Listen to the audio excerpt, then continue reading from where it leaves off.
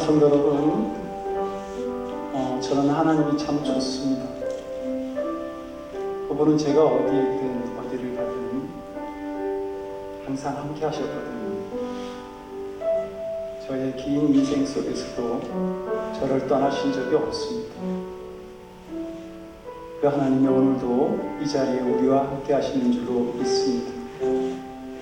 그 하나님을 우리가 온몸과 마음을 다해서 경배하고 이 한 시간 주님을 기쁘시게 하는 복된 예배의 시간을 함께 나누기를 소원합니다. 우리 같이 찬양하면서 하나님께 예배드리겠습니다.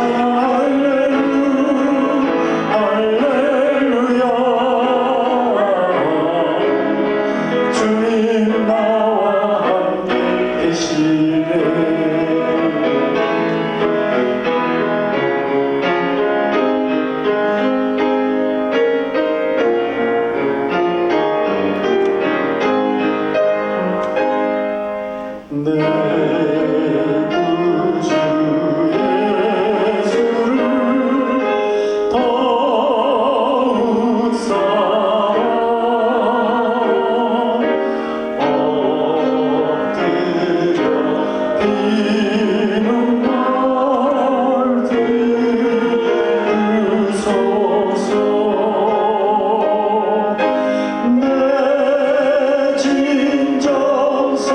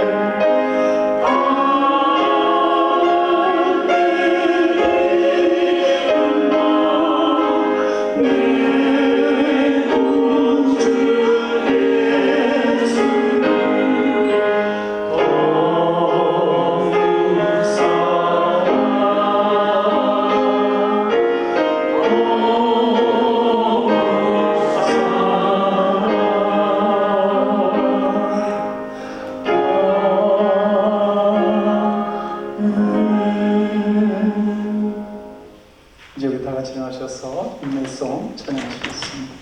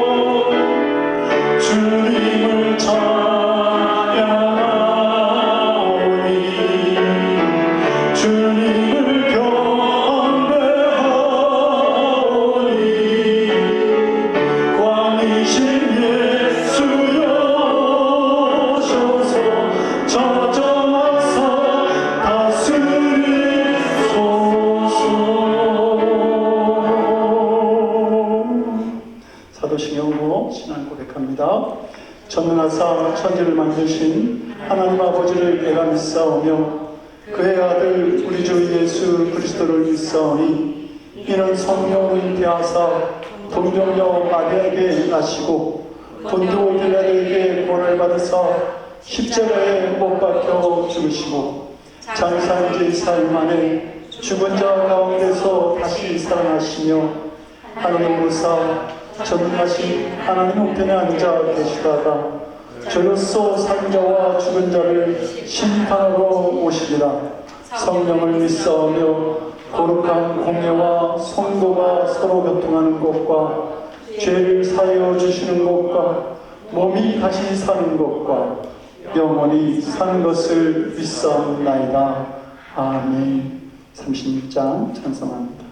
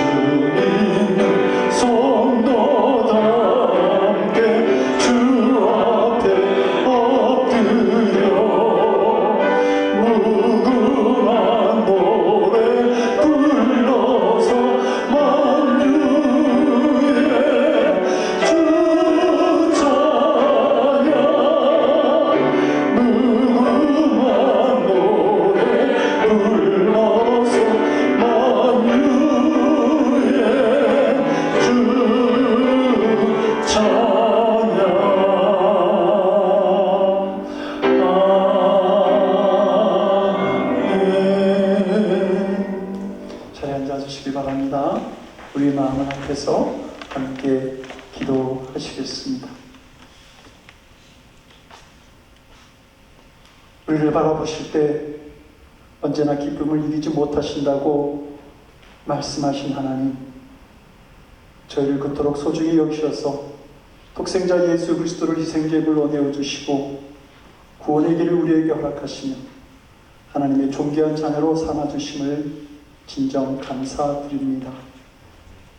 그 크신 은혜에 감사해 오늘도 주님의 전에 저희들 모여 하나님을 예배합니다. 우리의 찬양과 경배를 기쁘게 받아주시고 예배를 통해 주님 홀로 영광 받아 주시옵소서. 예배드리는 저희 심령 속에, 저희 심령 한가운데 주님 찾아오셔서 악에 물들지 않게 하시고 세상의 권세와 싸워 승리할 수 있는 믿음의 용사로 저희들을 세워 주시옵소서.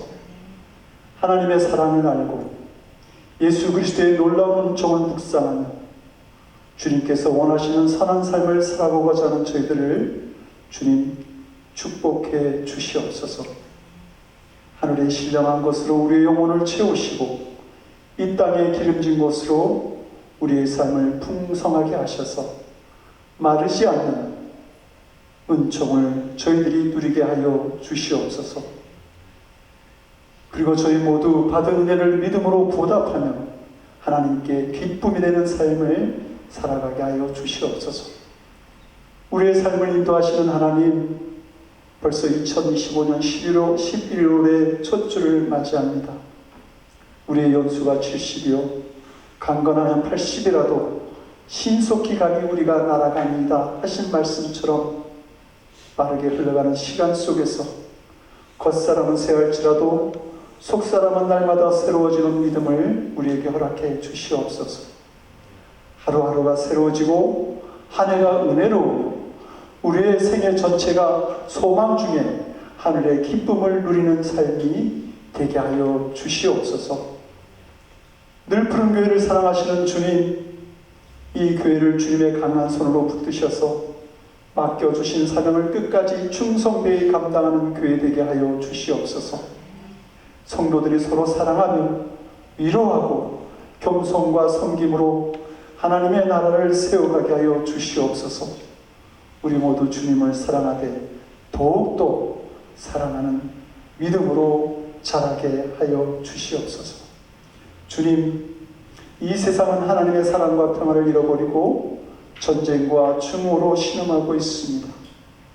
하나님의 말씀하신 것처럼 무리가 그들의 칼을 쳐서 보습을 만들고 창을 쳐서 낫을 만들 것이며 이 나라와 저 나라가 다시는 서로 지지 아니하고 전쟁을 연습하지 아니하리라 하신 평화의 약속이 이 땅 한가운데 이루어지게 주님 도와주시옵소서. 오늘도 이 예배를 위해 헌신하고 수고한 모든 성도들에게 주님의 크신 은총을 더하여 주시고 우리의 삶이 하나님의 선하신 뜻을 증거하는 거룩한 예배가 되게 하여 주시옵소서. 이 모든 말씀 우리의 구주 되시는 우리 주 예수 그리스도를 받들어 간절히 기도드리옵나이다. 아멘.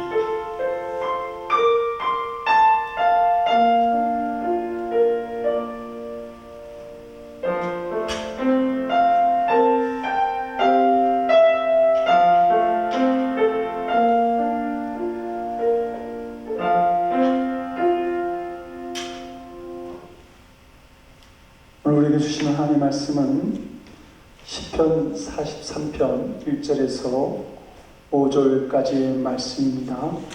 말씀을 나눠 교독하고 5절 말씀은 합독하겠습니다.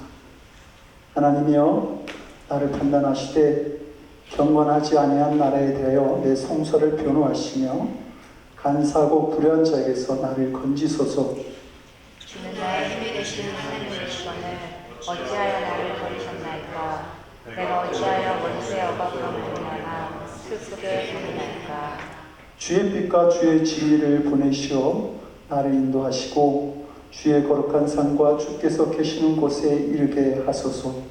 그런 주가 하나님의 제자가 나아가 나의 큰 기쁨의 하나님께 이르리이다. 하나님이여 나의 하나님이여 내가 소금으로 주를 찬양하리이다. 읽습니다. 내 영혼아 내가 어찌하여 낙심하며 어찌하여 내 속에서 불안해하는가. 너는 하나님께 소망을 두라. 그가 나타나 도우심으로 말미암아 내 하나님을 여전히 찬송하리로다. 아멘. 기도하겠습니다. 좋으신 하나님, 하나님의 자녀로 삼아주시고 우리가 그 아버지 되시는 하나님의 말씀을 따라 살아갈 수 있는 귀한 특권을 주셨으니 감사를 드립니다. 오늘도 말씀을 듣겠습니다. 우리에게 귀한 힘과 능력이 되는 말씀이 되도록 성령께서 듣는 우리의 마음을 주장하여 주시옵소서. 그래서 저희들이 주의 말씀을 따라 살아갈 때 온전히 하나님께 영광 돌리는 귀한 삶을 저희가 살아가도록 주님 도와주시옵소서. 감사드렸고 예수님 이름으로 기도드립니다. 아멘. 오늘 우리가 봉독한 이 시편 43편은 이 다윗이 아들 압살롬과 또 그를 대신한 신하들에 의해서 쫓겨다니면서 아주 그 힘들고 처절한 가운데 쓴 하나님을 향한 찬양시입니다. 이 다윗이 어떠한 모습으로 그때 있었을까? 그 당시 상황을 기록한 말씀이 사무엘하 15장 말씀인데 거기에는 이렇게 기록되어 있습니다. 다윗이 감람 산길로 올라갈 때에 그의 머리를 그가 가리고 맨발로 울며 가고 그와 함께 가는 모든 백성들도 각각 자기의 머리를 가리고 울며 올라가니라. 다윗이 한 나라의 왕이었는데 그냥 맨발로 머리를 산발로 풀어헤치고 머리를 가리고 울면서 도망갑니다. 그런데 백성들이 함께 따라가는데 그 백성들의 가는 방향이 어디였을까? 그 15장 23절은 이렇게 말합니다. 건너간 모든 백성이 광야길로 향하니라. 그러니까 이 백성들이 아는 거죠. 다윗이 갈 곳이 없어. 그래서 먼지 나는 광야, 머무를 숙소도 없는 그런 광야로 지금 다윗이 도망해야 된다라고 하는 사실을 백성들도 알고 있었고 다윗도 역시 그곳으로 지금 도망하고 있는 겁니다. 이런 절망적 상황 속에 있었던 다윗이 2절에서 이렇게 기도해요. 주는 나의 힘이 되신 하나님이시거늘 어찌하여 나를 지금 버렸습니까? 내가 어찌하여 원수의 악죄를 하여 슬프게 다니니까?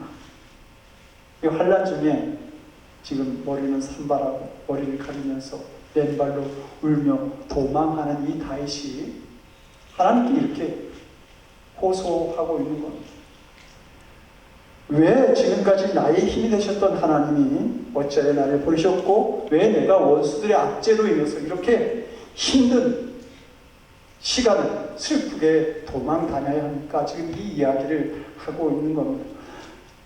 다윗이 자기 문제에 푹 빠져 있을 때에 지금까지 자신과 함께 하셨던 그 은혜의 하나님, 자기의 기도를 들으시고 자기의 간구에 응답하시고 자기의 삶 속에 역사하셨던 하나님을 잊어버리고 있었다는 말입니다. 그래서 하나님을 향해서도 한탄하고 원망했던 것이죠. 근데 여러분, 우리도 믿음 생활하면서도 하나님 잃어버릴 때가 있지 않습니까?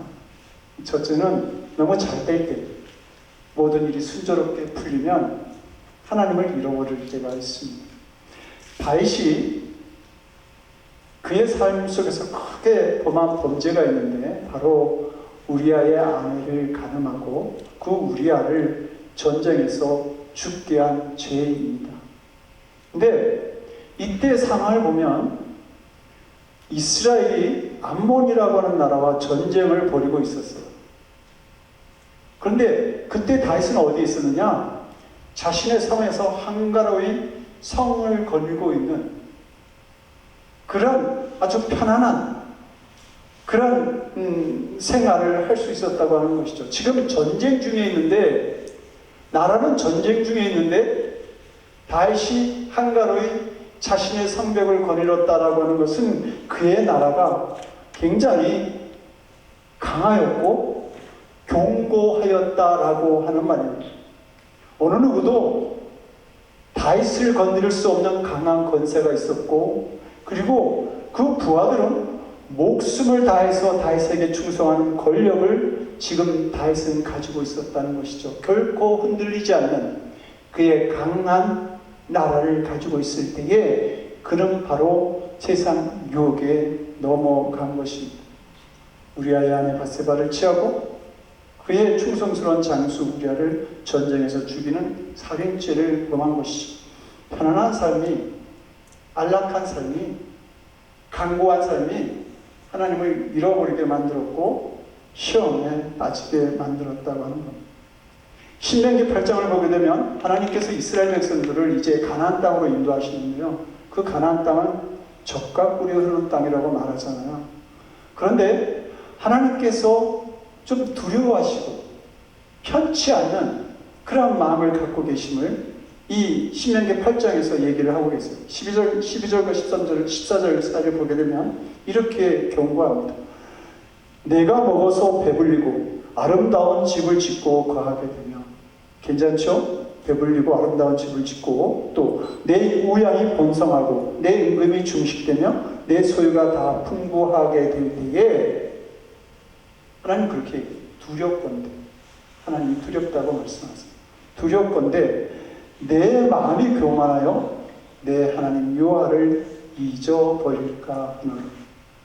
가나안의 젖과 흐르는 그 풍요한 삶이 하나님을 잊어버리게 만들 수 있다고 미리 하나님은 경고하셨던 것이죠. 염려했던 겁니다. 그들의 편안한 삶이 애굽에서 그들을 이끌어낸 그 하나님, 광야 40년 동안에 그들의 삶을 인도해내신 하나님, 언제나 함께 하셨던 하나님, 그 하나님을 잊어버리게 할까 두렵다고 말씀한 것입니다. 두 번째로, 우리가 힘들고 어려운 일을 만날 때도 하나님을 잊어버릴 수 있습니다. 힘들고 어려운 일들만 생각하게 되면, 그것만 바라보게 되면 하나님을 바라보지 못하는 그 시험에 빠질 수 있다라고 하는 거죠. 아프리카에는 독수리의 일종인 뱀잡이 수리라고 하는 새가 있습니다. 이 새가 얼마나 민첩한지 모릅니다. 하늘을 쭉 날다가 먹이를 발견하면 그냥 놀라운 속도로 내려와서 그 먹이를 낚아챕니다. 그런데 이 민첩한 이 독수리, 이 새가 사자나 표범이 나타나면 잡아먹힙니다. 왜냐하면 갑자기 이렇게 그 사나운 짐승이 나타나면 자기가 날 수 있다라고 하는 사실을 잊어먹는 거예요. 그 위험 앞에서 날지를 않고 전력을 다해서 뛰어서 도망다니는 거예요. 순간적으로 자기의 날개를 잃어버린 거예요. 그래서 잡아먹히고 마는 것이죠. 근데 이런 일이 뱀잡이 수리에게만 일어나는 일인가? 인생에 뜻하지 않은 일을 보고 낭패를 당했을 때에 대다수 사람들이 내가 날 수 있다, 내가 다시 시작할 수 있다, 나에게 새로운 기회가 올 수 있다라고 하는 사실을 바라보지 못합니다. 그것을 잊어버리고 삽니다. 절망 속에 들어가는 것이죠. 성도들도 세상에서 불어오는 힘들고 어려운 환난과 절망적인 상황을 마주하게 되면 하나님을 바라보아야 되는 그 시선을, 그 눈길을 잃어버리게 됩니다. 절망 속에 들어가 버리고만, 그리고 다시 날 수 있는 기회를 잃어버리게 되는 것이죠. 여러분, 우리가 갖는 믿음이라는 건 뭡니까? 언제나 하나님을 바라보는 겁니다. 우리가 하나님을 바라보지 못할 때 우리는 시험에 빠질 수밖에 없습니다. 하나님께서 아담과 하와가 사는 에덴 동산에 선악과를 만드셨는데 그 선악과를 동산나무 한가운데에 딱 세워놓으셨습니다. 그 이유가 두 가지입니다. 하나는 동산나무 한가운데 세웠으니 언제 어디서나 볼 수 있을 거 아닙니까? 그러니까 그렇게 말씀하시는 거예요. 너희가 살아가는 세상, 우리가 살아가는 세상에는 언제나 유혹과 시험이 우리 앞에 나타날 수 있다. 그것을 경고하신 거예요. 선악과를 통해서. 또 하나는, 그러나 너희들이 바라봐야 될 것은 선악과가 아니라 나를 바라봐야 된다. 선악과가 유혹할지라도 그것에서 시선을 돌려서 하나님만을 바라볼 때에 그 에덴이라고 하는 그 행복한 땅을 우리가 살아갈 수 있게 된다라고 말씀하시는 건, 그런데 그렇게 되지 못했잖아요. 하하가 한순간 선악과를 바라보았을 때에 얼마나 보암직하고 먹음직하고 자기를 지혜롭게 할 만큼 탐스럽게 열린 열매를 보게 됩니다. 먹죠. 그런데 그 안에서 끝나는 것이 아니라 아담도 남편도 먹고, 그리고 그들은 결국 그 아름답고 행복한 땅에서 쫓겨나는 것을 보게 됩니다. 하나님만을 바라봐야 됩니다. 좋은 일이 있을 때에도, 시험이 있을 때에도 하나님만을 바라봐야 되는데, 그러지 못할 때에 시험에 빠지고 자신의 인생과 가정을 망치는 것을 봅니다. 오늘 본문에 나오는 이 주인공 다윗이 지금 환난 가운데 있습니다. 그런데 그가 그 환난 가운데서 반복해서 하는 말이 있어요. 하나님께 소망을 두라, 하나님을 바라라, 하나님을 여전히 찬송하리로다. 여기서 하나님께 소망을 둔다라고 하는 그 히브리어 원문을 찾아보게 되면 하나님만을 기대한다, 하나님만을 주목한다, 그 말입니다. 그러니까 지금 낭망하고 불안해하는 자신의 형편을 자기가 보면서 그러한 상황에 있을지라도 여전히 바라보고 가야 할 것은 하나님밖에 없다. 그래서 하나님을 소망한다, 하나님을 주목한다, 이렇게 말하는 것이죠. 성도가 시험을 이길 수 있는 길은 하나님만을 바라보는 것입니다. 풍랑이 무섭게 있는데 그 풍랑이는 바다를 예수님이 걸어오십니다. 그것을 본 베드로가 주여 주시거든 나로 하여금 무리를 걷게 하시옵소서. 예수님이 기뻐했을 것 같아요. 야, 너가 무리를 걸어보는 믿음을 가지겠다고? 그래서 예수님이 오라 그러죠. 베드로가 주님 안에 걸어갈 때는 무리를 걸을 수 있었어요. 그러나 그가 풍랑을 바라보았습니다. 주님을 보는 시선을 놓쳤을 때 그가 물에 빠지게 됩니다. 그때 주님이 말씀하시죠. 믿음이 적은 자여 어찌하여 의심하느냐. 끝까지 주님을 바라보아야 하는 겁니다. 그런데 믿음이 적은 자들은 끝까지 주님을 바라보지 못한다고 하는 거죠. 풍랑을 바라보고 물결이 거세게 있는 파도를 바라보고 거센 바람을 느끼면서, 그러면서 그냥 자신도 모르게 빠져버립니다. 그것을 바라볼 때 믿음이 사라지는 그런 자리에 있게 된다는 말입니다. 하나님을 의심하지 말아야 합니다. 끝까지 하나님을 바라볼 수 있어야 돼요. 믿음이 적은 자리에 있어서는 안 된다고 하는 겁니다. 끝까지 우리가 하나님을 바라볼 때에 그 믿음에 응답하시는 하나님을 만날 수 있습니다. 그 하나님의 응답이 조금 늦게 지체될지라도 반드시 믿음의 눈으로 보게 됩니다. 우리의 믿음으로 깨닫게 됩니다. 도망다녀야 하는 다윗은 지금 상실과 불안 속에 있었습니다.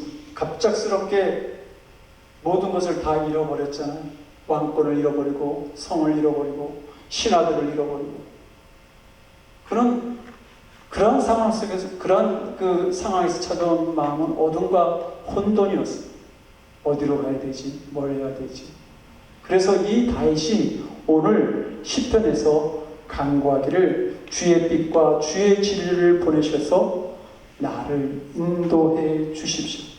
이 갈 바를 알지 못하는 혼돈과 또 불의한 자들이 판치는 그 이 세상에서 주의 빛과 진리만이 나를 구할 수 있으니 주님 빛과 진리를 저에게 보내주시옵소서. 그렇게 말하는 겁니다. 주님의 빛과 진리만이 자신의 가야 할 길을 비춰줄 수 있고 가르쳐줄 수 있다라고 그는 믿었던 것이죠. 이 기도를, 주의 빛과 진리를 간구하는 이 다윗의 기도는 자신이 힘든 이 어려운 상황을 자신의 힘과 자신의 능력, 뭔가 자신이 가진 것으로 헤쳐나가겠다고 하는 것이 아니라 오직 주님의 도우심으로 내가 이 어려움을 해결하겠다라고 하는 그런 고백이었다라고 하는 겁니다. 주님께서만이 나를 건져 주실 수 있습니다. 주님 저를 건져 주시옵소서, 이렇게 간구했던 것이죠. 성도 여러분, 우리가 살아가면서 여러 가지 힘들고 어려운 일들을 만나죠. 질병과 가난, 고독과 불안, 상실과 낭만, 또 인간관계 속에서 오는 그런 어려움들이 있을 것입니다. 그런데 그런 것에서 벗어나고자 할 때에 빛과 질 되시는 하나님을 붙들 수 있는 성도가 되어야 합니다.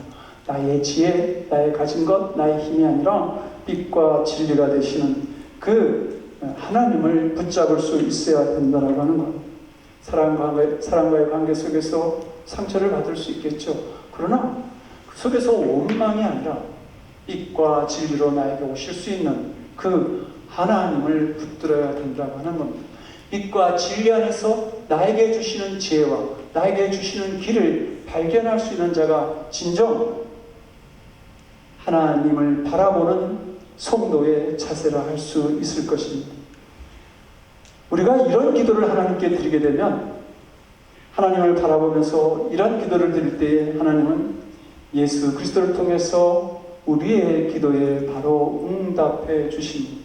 우리가 하나님, 정말 하나님께서 나와 함께 하신다고 한다면 빛과 진리로 당신을 보기를 원합니다. 보여주세요라고 이렇게 갈망할 때에 이 기도의 완벽한 응답으로 예수님은 우리에게 찾아오시는 분입니다.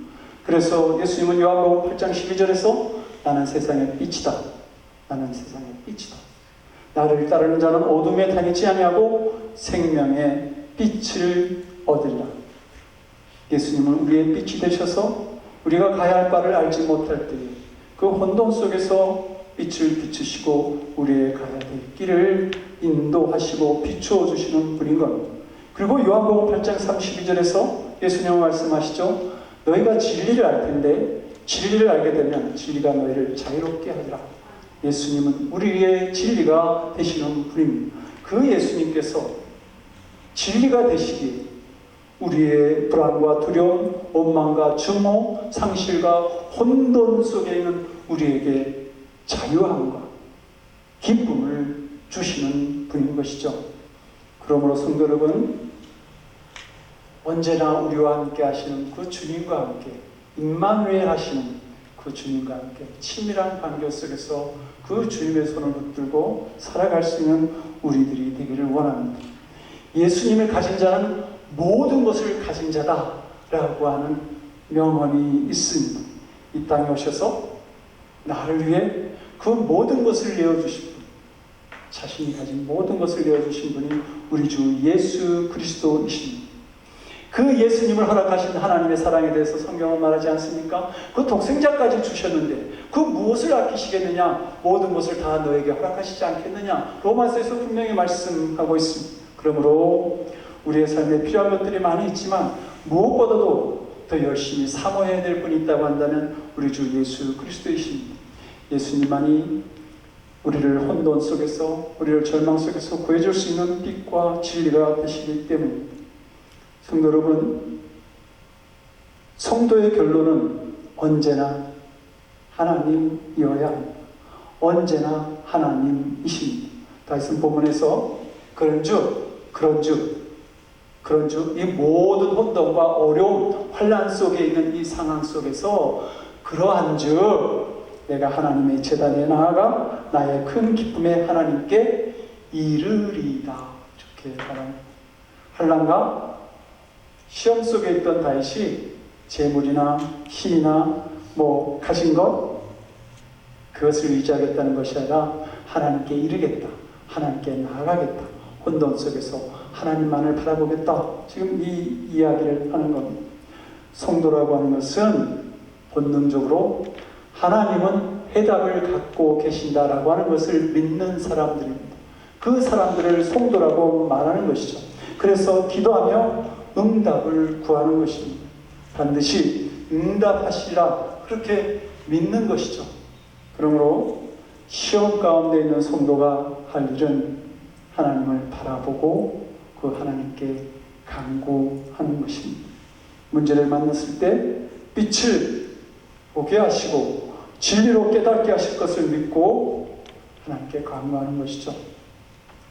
할 날이 올지라도 하나님 좀 더 내가 들을 수 있게 크게 말씀해 주세요 라고 부르짖는 것이죠. 그렇게 기도하면서 하나님의 뜻을 알기를 간구하는 것입니다.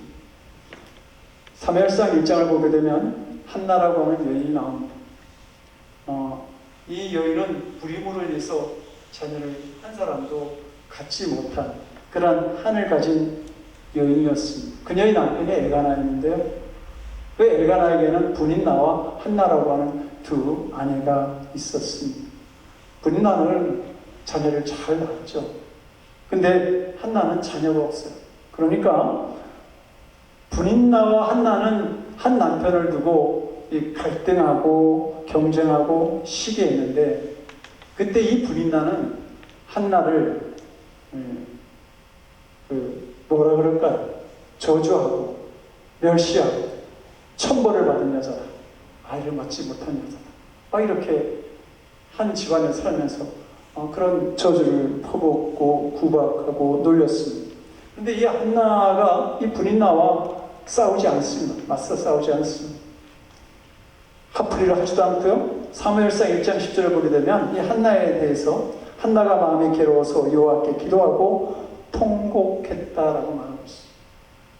그러니까 그 모든 구박과 저주에 대해서 싸우지 않고 하나님께로 그 문제를 가지고 나간 것이, 그리고 울면서 하나님께 기도한 것. 그리고 낳은 아들이 누구예요? 사무엘입니다. 사무엘은 이스라엘의 가장 위대한 선지자, 그리고 그 이스라엘의 두 왕 사울과 다윗을 왕위로 세운 가장 위대한 지도자이기도 했습니다. 이 사람이, 이 위대한 사람이 불임이라고 하는 그런 절망적 상황 속에서 잉태되어진 아들이라고 하는 겁니다. 하나님께서 그 기도 속에 응답하심으로 말미암아서 이 놀라운 위대한 인물을 이 세상에 보내심으로 말미암아 하나님의 능력을 세상 사람들에게 보여주신 것이고, 이 사무엘의 위대한 삶을 통해서 영광 중에 그가 태어났다고 하는 사실을 사람들로 하여금 깨닫게 하셨습니다. 그것은 절망적인 상황을 가지고 원망하고 절망하기보다는 그 문제를 들고 하나님께 나아갔을 때에 응답하셨다고 하는 사실입니다. 성도 여러분, 성도는 언제나 기도의 응답을 믿어야 합니다. 당장 해결되지 않는다 할지라도 하나님께서 반드시 자신의 뜻을 우리로 하여금 언젠가는 깨닫게 하십니다. 오늘 본문에서 내 영혼아 내가 어찌하여 낭망하며 어찌하여 내 속에서 불안해하고 너는 하나님께 소망을 두라. 이 5절의 말씀은 기도하는 성도들이 항상 가져야 되는 주님의 음성인 것이죠. 오늘 본문 5절에서 그가 나타나 도우심으로 말미암아라는 말씀은 우리말 성경이나 개역 성경을 보게 되면 내 얼굴을 도우시는 하나님이라고 말하고 있어요. 근데 이 얼굴을 돕는다라고 하는 말을 더 정확하게 우리가 해석을 하면 얼굴과 얼굴을 맞대는 친구처럼, 얼굴과 얼굴을 맞대는 친구처럼 하나님께서 우리에게 찾아오셔서 도우신다라고 하는 뜻이 있습니다. 우리는 성도 여러분, 다윗처럼 아들에게 쫓겨다니고 사람들에게 수모를 당하고 불쌍히 여김을 받을 수 있겠죠. 그러나 하나님은 우리가 그런 상황 속에 있다고 할지라도 결코 우리를 수치스럽게 생각하지 아니하십니다. 오히려 그러한 상황 속에서 우리가 눈물로 기도할 때에 그 기도를 더 기쁘게 여기시고 응답하시는 분이십니다. 그래서 시편 9편 10절은 이렇게 말씀하죠. 여호와여 주의 이름을 아는 자는 주를 의지하오리니 이는 주를 찾는 자들을 버리지 아니하시니. 주님을 찾는 자들을 결코 하나님은 버리지 아니하십니다. 그러므로 주님을 바라보는 자는 찬송할 수 있습니다. 시편 42편과 43편이 다 이 다윗이 지은 시인데요. 여기서 가장 많이 나오는 단어가 여전히 찬송한다라고 하는 말입니다. 여전히 하나님을 바라보는 성도는 어떤 환경과 형편 속에서도 찬송할 수 있다라고 하는 말이고, 기도에 응답하시는 그 하나님의 역사를 보면서 여전히 찬양한다는 말입니다. 성도 여러분, 고난이라고 하는 것, 그 고난이라고 하는 것 말입니다. 우리가 정말 하나님을 믿는 자인지 믿지 않는 자인지 시험하는 리트머스 시험지와 같은 것이죠. 그러므로 중요한 것은 힘들고 어려운 가운데 있을지라도 여전히 하나님을 바라보는 것입니다. 찬송을 부를 수 없습니까? 그러면 찬송과 가사라도 보면서 음미하면서 주님을 사모해 보는 것입니다. 그러면 우리는 찬송할 수 있는 자가 됩니다. 어느 성도가 질문을 받았어요. 당신의 목사님 눈 이 색깔은 어떤 색깔입니까? 그러니까 이 성도가 글쎄요, 기도할 때는 목사님이 눈을 감으셔서 제가 그 색깔을 모르고요, 목사님이 설교할 때는 제가 눈을 감아서 목사님 눈 색깔을 모르겠으니 이렇게 대답을 했어요. 성도 여러분, 그러나 하나님만 언제나 바라보시기 바랍니다. 어떤 상황 속에서도 하나님을 바라보면서 나의 형편 속에서 응답하시는 그 하나님의 은혜가 나에게 찾아오는 것을 경험하는 그런 믿음의 삶을 우리가 살아갈 수 있기를 바랍니다. 우리 큰 기쁨으로 우리를 도우시는 하나님, 그 하나님을 우리가 경험하면서 여전히 찬송할 수 있는 그 믿음이 우리 모두의 믿음이 되기를 주님의 이름으로 간절히 축원드립니다. 네. 우리 오늘 주신 말씀을 가지고 같이 기도하겠습니다. 언제나 하나님만을 바라보는 믿음 되기 원합니다. 어떤 고난 속에서도 여전히 찬양하는 하나님의 자녀가 되게 하여 주시옵소서. 그리고 이 믿음에 응답하시고 도우시는 하나님을 만나는 저희가 되게 하여 주시옵소서. 우리 같이 통성으로 기도합니다. 전능하신 아버지 하나님 감사합니다. 살아계신 아버지 하나님, 이 천지를 창조하신 하나님, 전능하신 하나님, 우리가 그 하나님의 놀라운 이름을 부르는 하나님의 백성, 하나님의 자녀로 선택받았으니 얼마나 감사하죠.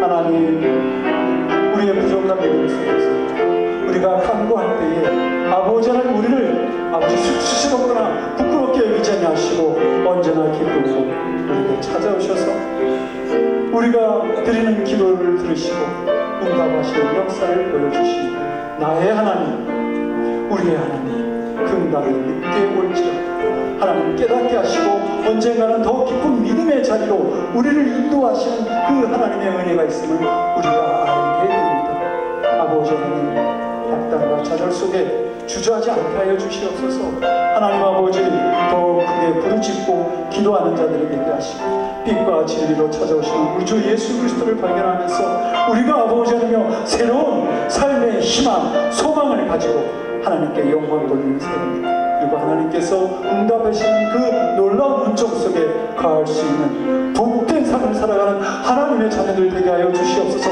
절대로 아버지 하나며 절망하지 않게 하시고 낙담하지 않게 하시고 아버지 무릎 꿇고 눈물 흘리며 하나님께 나아감으로 주님의 거룩하신 역사, 전능하신 은총 속에 있는 저희들의 삶이 되게 하여 주시옵소서. 주님 도와주시옵소서. 우리의 도움이시오 환난 중에 우리의 구원이 되시는 하나님, 언제나 하나님을 바라보는 믿음이 되기를 원합니다. 환난 중에도 여전히 기도하며 찬양하는 축복된 믿음을 가지는 저희들 되게 하여 주시옵소서. 그리하여 빛과 진리로 우리에게 응답하시니 언제나 하나님의 풍성한 은혜를 보고 깨닫고 경험하는 그러한 삶을 우리가 살아가도록 주여 도와주시옵소서. 주님의 복된 자녀로 세워주시옵소서. 감사드리옵고 빛과 진리로 우리에게 찾아오신 우리 주 예수 그리스도를 받들어 간절히 기도드리옵나이다. 아멘. 370장 찬송하시겠습니다.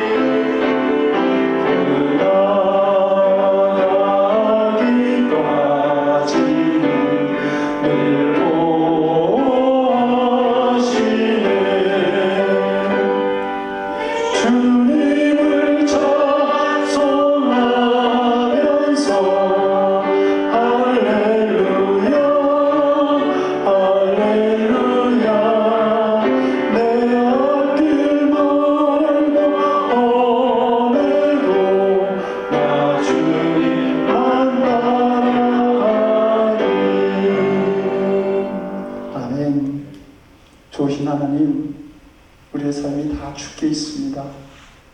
하나님께서 우리의 삶에 간섭하지 않는 곳이 없고 우리의 삶에 인도하시지 않는 곳이 한 곳도 없습니다. 언제나 주님의 놀라우신 사랑 속에 저희가 있었음을 고백합니다. 그 사랑이 이 땅에서만이 아니라 우리의 삶을 다하고 끝나는 날까지도 하나님께서 우리에게 그 구원의 손길과 사랑으로 함께 하심을 저희가 믿습니다. 그 귀한 은총 허락하셨으니 우리가 기쁜 마음으로 이 땅에 수고하여 얻은 것을 가지고 하나님께 드립니다. 하나님, 많은 사람들이 물질이 제일이라고 하지만 저희는 하나님이 제일이라고 믿고 고백하며 이 귀한 물질 드리옵나니 아버지여 기뻐 받아 주시옵소서. 그리고 드릴 수 있는 저희들의 믿음 축복해 주셔서 하나님 아버지 곳간이 채워지고 채워지되 넘치게 채워지는 은혜도 우리에게 허락해 주시옵소서. 믿음의 곳간을, 건강의 곳간을, 사랑과의 곳간을, 물질의 곳간을, 가정의 곳간을 아버지 하나님 넘치게 허락하시고 역사하여 주시옵소서. 그리고 이 드린 물질이 하나님의 거룩한 뜻을 나타내는 곳에 사용되어지기를 원하옵나니 사용하는 지혜와 믿음도 더하여 주시옵소서. 감사드렸고 예수님 이름으로 기도드립니다. 아멘. 자리에 앉아주시기 바랍니다. 그 소식 알려드리겠습니다. 오늘 점심 예찬 후에 성김이 모임이 있습니다. 좀 늦었지만 썸머타임이 오늘부터 해제됐습니다. 다들 피곤하시죠? 왠지 이게 1시간이라고 하는 게 좀 사랑을 좀 힘들게 만드는 것 같아요. 리듬이 달라지면. 그리고 다음 주 2026년 교회 달력을 배부합니다. 이 달력은 8월 달에 저희가 주문했던 달력이고요. 100부를 주문했습니다. 그러니까 넉넉하게 아마 가지고 가실 수 있을 것 같습니다. 여러분들 잘 필요를 헤아리셔서 넉넉하게 가지고 가시면 좋을 것 같습니다. 금주 기도 가정은 김재권 권사님 가정입니다. 우리 권사님의 건강을 위해서 또 하시고자 하는 일들을 위해서도 여러분들 기도해 주시고 또 자녀분들 제임스 제시 그런 자녀들 가정을 위해서도 함께 기도해 주시기 바랍니다. 우리 일어나셔서 주기도문 찬양하고 축도로 예배 마치겠습니다.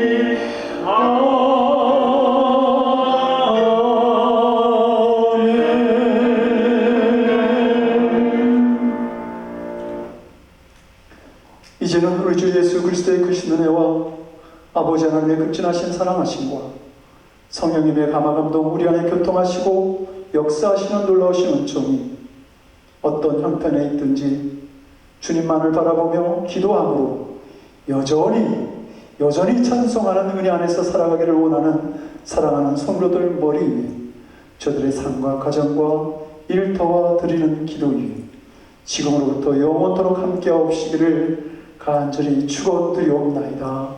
아멘.